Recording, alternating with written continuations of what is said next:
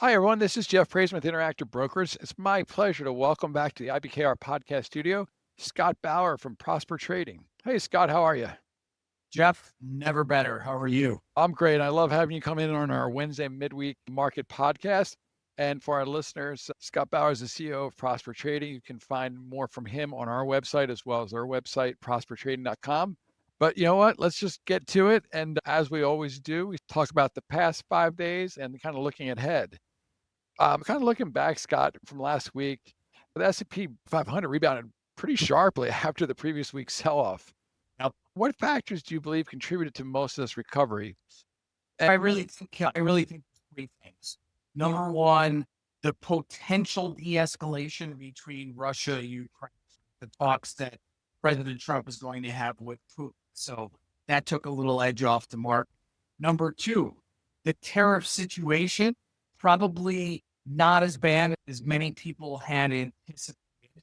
And then number three, the CPI report that came in. Even though CPI bumped up a little bit, it was not worse than what people had expected.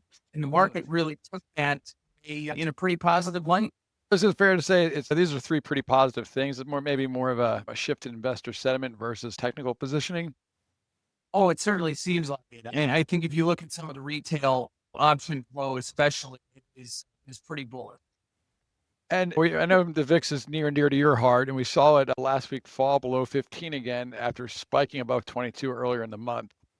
What does this rapid volatility compression tell us about institutional positioning and the risk appetite in the current market? Institutionally, there is the complacency out we hear all the time. Now, I would tell you that's different than what traders on the floor and other traders that I know of. The complacency scares them. And on the institutional side, though, with the VIX down here below 16, and I know it actually fell into the 14 handle, boy, that is the lowest we've seen in a really long time. So again, that just shows that maybe the wall of worry we had earlier in the year is no longer there. I think that's something to really watch for. And speaking of VIX, like we spoke offline, what have you seen today? Because we were talking about that. Yeah, for the first time in a while, we're starting to see some pretty heavy upside call buying in not just August or September, but actually now going out to October and November. So perhaps that is a positioning based on the next Fed meeting, which is in September, which who knows what's going to happen there. So I think that for the first time here, maybe as we just talked about, some of that institutional positioning, which has been really complacent, really bearish VIX, bullish market, maybe they're now starting to hedge a little bit. We look back, and I want to look ahead next, maybe say 8 to 10 days, and we're chugging through earnings season, but we got the retail earnings coming up on the calendar over the next 10 days with Walmart and Target and Home Depot all reporting. What metrics are you going to be looking for within these stocks? I think it's going to be really interesting to see what these big guys say about the consumer, because there's some reports that are just out recently here. It says 42% of consumers report buying fewer products, not just fewer products, but trading down a little. So maybe they would buy one brand, but now they're buying maybe something, the generic brand.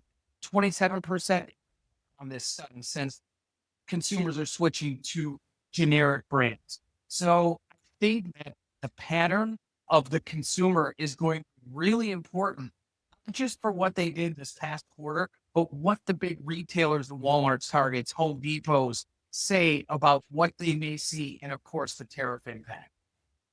And the summers are usually a little bit slower, though this summer seems to be a little bit of an anomaly. But we are heading into a traditionally low volume period in late August. And if that holds true, like how would the reduced liquidity affect market movements, especially if we get some unexpected news, which we seem to always get, or data during this time frame? And absolutely, if there's an event that really affects the market, we're in one of these lower volume types of scenarios, you could see a bigger move than expected just because of the lower liquidity. And I know that they call it the dog days of August or so, but don't forget we've got Jensen Hole coming up next week. What may come out of there, and we all know the focus on Jerome Powell is pretty Yeah. solid now. And that kind of leads me perfectly into my last question for our podcast. With the Jackson Hole Economic Symposium coming up on August 22nd, what messages from the Fed chair could significantly move markets, and how are sophisticated investors positioning ahead of this key event? I think they'd have to be a bit cautious. We've seen, I'm not going to say hawkish commentary from Jerome Powell. He has stuck to the mantra of watching the jobs data, watching signs of tariff-driven inflation. The Fed definitely has now a little bit more data than they did on the last announcement. So I think this is going to be really pivotal to hear what he has to say. And the market's certainly going to be watching for any cue that maybe he's shifted over to a little bit more dovish stance. No, and Scott, this has been great. We always appreciate you swinging by for our Wednesday podcast. For more from Scott, again, you can visit our site, go to education, look for past podcasts, or go to prospertrading.com and check out Scott and his team there. Scott, thanks a lot for stopping by, and we'll see you a couple Wednesdays from now. The analysis in this material is provided for information only and is not and should not be construed as an offer to sell or the solicitation of an offer to buy any security. To the extent that this material discusses general market activity, industry, or sector trends, or other broad-based economic or political conditions, it should not be construed as research or investment advice. To the extent that it includes references to specific securities, commodities, currencies, or other instruments, those references do not constitute a recommendation by IBKR to buy, sell, or hold such investments. This material does not and is not intended to take into account the particular financial conditions, investment objectives, or requirements of individual customers. Before acting on this material, you should consider whether it is suitable for your particular circumstances and, as necessary, seek professional advice.